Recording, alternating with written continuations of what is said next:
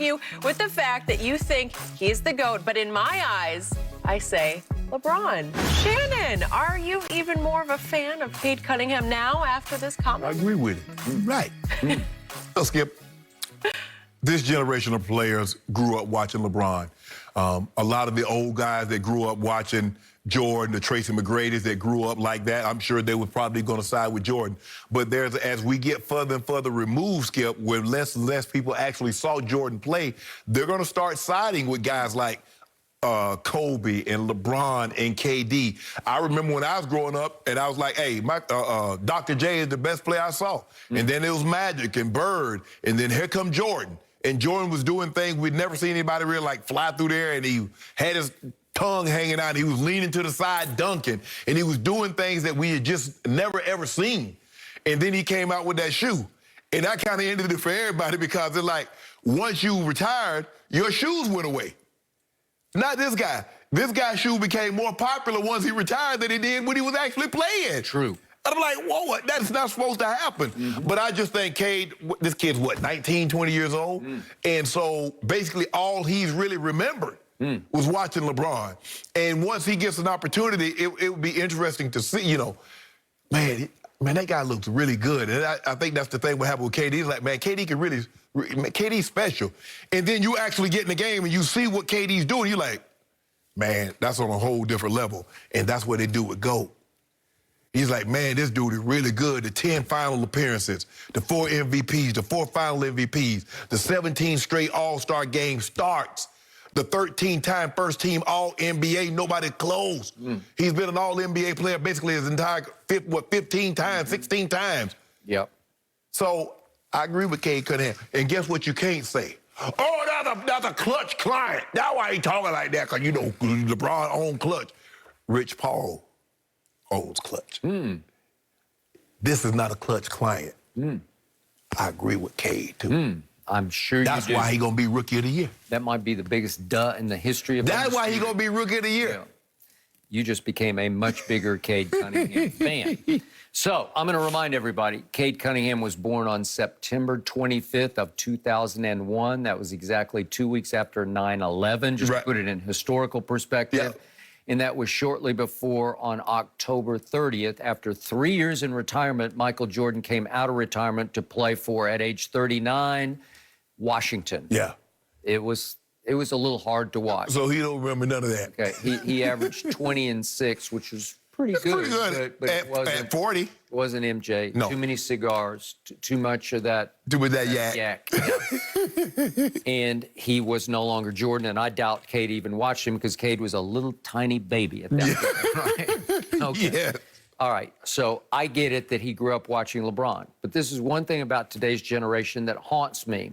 When I was a little kid, I never watched Babe Ruth play live, but I knew all about Babe Ruth, and I didn't even have the internet because I just got my hands on books, and I heard people talk about him. Man, ain't nobody reading no more like that, Skip. Okay, but I was in awe of Babe Ruth because I could look at the numbers and I'd say, he did that? Yes. And you look at the on-base percentage and you just say, he just dominated the game. It's just like ridiculous. He was hitting more home runs than teams. And then you look at his early pitching stats and you say, he did that too on top of that? Yeah, he was Shohei Ohtani before he was. Okay, so at least I had huge respect for Babe Ruth, but I never saw 1 second of Babe Ruth actually playing baseball. Right. So it's hard on me to go with Cade on this, except that I do get that his game is much more LeBron-esque than Jordan-esque. It's all around. 6'8" playmaker, yeah. He can do it. He makes plays, and he does. He might even shoot it a little better so far than LeBron does, because in Summer League, he was shooting at 50% from 3. I don't know if he'll sustain that, but he shot from the college 3, he shot 40%. Right.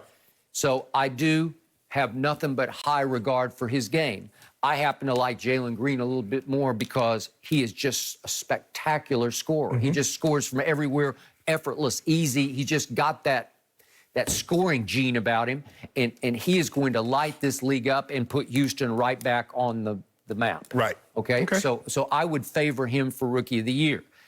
But in the end, it's hard for me to go with Cade on this because he's just readily admitting, I always say I've been able to see LeBron. I was never able to be around and see full games and know all the storylines going into games with Michael Jordan. Right. Well, I don't know what he was doing during the pandemic. Did he see The Last Dance? I don't know if he did or not. I mean, you know, it's something to be said. Watching me, I was able to go to the Olympic trials when they had the Olympic trials in 1996.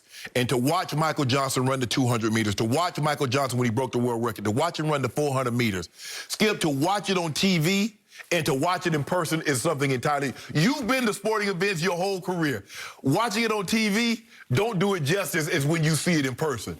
It's like when you... It helps to watch it on TV, but I would agree with you. That field of Miracle on Ice, when you were at 1980 Lake Placid. I was in the front row. Yes. So they can come out with all the movies they want to. It's not going to do it justice like you being there with pen and pad. Yeah. Unfortunately for me, I didn't know enough about hockey to really appreciate what was happening. I'm like, this is really happening? Right. I'm sitting next to Larry Felser from the Buffalo News, who knew hockey inside out and covered it for years. He's explaining it to me as we're going. I only went that night because I didn't have anything else to do. Right. And they had extra tickets. The U.S., you know, the sort of the press liaison got extra seats. Nobody wanted to go to the game because they thought it was going to be another blowout. Because they had beaten them earlier 10-0. 10-0 in Madison Square Garden in an exhibition, right? And I figured that's what was going to happen, and then that happened. And they ended up pulling the goalie, the Tretiak, who was actually at the time the greatest goalie ever. Highly controversial, right? And I think that did end the Russians at that point. But the point was that, yeah, I saw that live just the way I got to savor and see Michael Jordan live. I was there in 1998. I got to know him.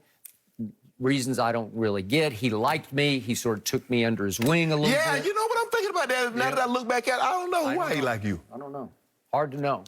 But he knew I really liked him. Exactly. Because I could see. You wrote favorable articles. Well, I did, because every night I went to watch him, he did one thing that I'd never seen before. He, on a nightly basis, he would do something I'd say, I've never seen that one before, right? He did that, and all he did was win 10 scoring titles to LeBron's 1, and he was the all-time absolute killer, the assassin, the cold-blooded killer that I'd never seen before.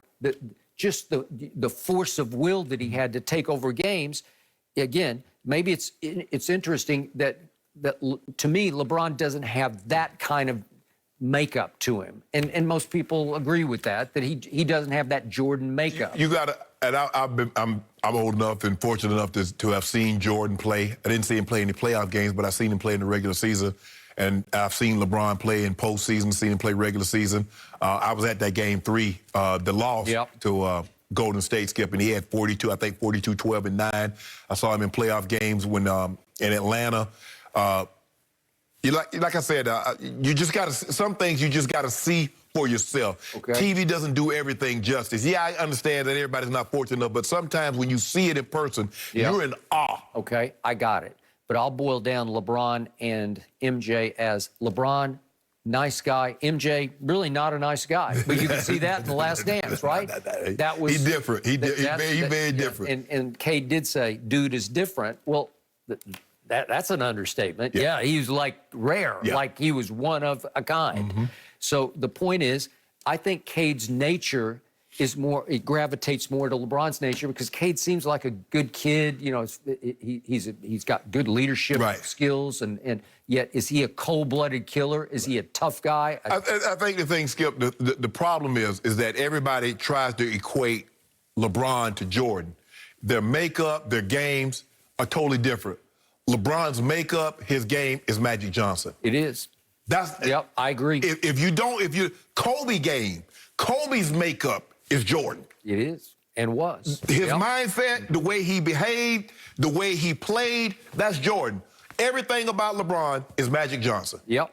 And if you've ever met Magic Johnson will meet you and make you feel like he's known you for 25 years. Man, how you doing, man? Damn, Magic, you just met me. How your family? Man, how your brother doing? Yep. Your family good? Magic just has a way of making you feel like, dude, man, I've been doing Magic. I've been doing Magic 5 minutes. He got me thinking I've been doing it 25 years. Agreed. Okay. Jordan will acknowledge you, but he not gonna just open up and just be carrying on with you. That's not how he's built. That's not how he's built. Although you have acknowledged, if you walk into the same room with Michael Jordan, you look around and you say, there he is. Oh, man, no. Skip, I've talked to Allen Iverson. I've talked to every professional basketball, a lot of professional basketball players, and a lot of them in the Hall of Fame, and they say the exact same thing. Say when they first saw that man, say he looked like he levitating. Say he looked like he ain't even real. Skip, like I said, I've met a lot of famous people, from Samuel Jackson to Denzel and Oprah.